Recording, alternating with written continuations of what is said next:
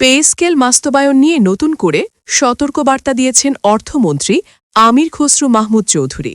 তিনি জানিয়েছেন, জাতীয় বেতন কমিশনের সুপারিশ আগে বিস্তারিতভাবে পর্যালোচনা না করে এ বিষয়ে চূড়ান্ত মন্তব্য করা সম্ভব নয়।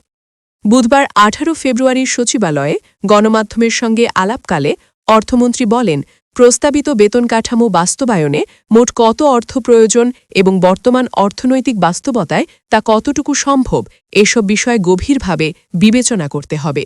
তিনি উল্লেখ করেন, দেশের কর আদায় ও জিডিপির অনুপাত দক্ষিণ এশিয়ার দেশগুলোর মধ্যে তুলনামূলকভাবে দুর্বল অবস্থানে রয়েছে।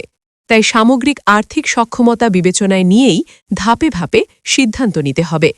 এর আগে 9 ফেব্রুয়ারি জাতির উদ্দেশ্যে দেওয়া ভাষণে বিএনপির চেয়ারম্যান তারেক রহমান বলেন, নির্বাচনে বিজয়ী হয়ে সরকার গঠন করতে পারলে নির্ধারিত সময়ের মধ্যেই নতুন পে স্কেল ঘোষণা ও বাস্তবায়ন করা হবে।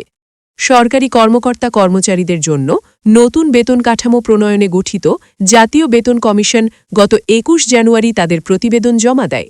সেখানে চলতি বছরের 1 জানুয়ারি থেকে আংশিক বাস্তবায়ন এবং 2026-27 অর্থ বছরের প্রথম দিন থেকে পূর্ণাঙ্গ বাস্তবায়নের সুপারিশ করা হয়েছে।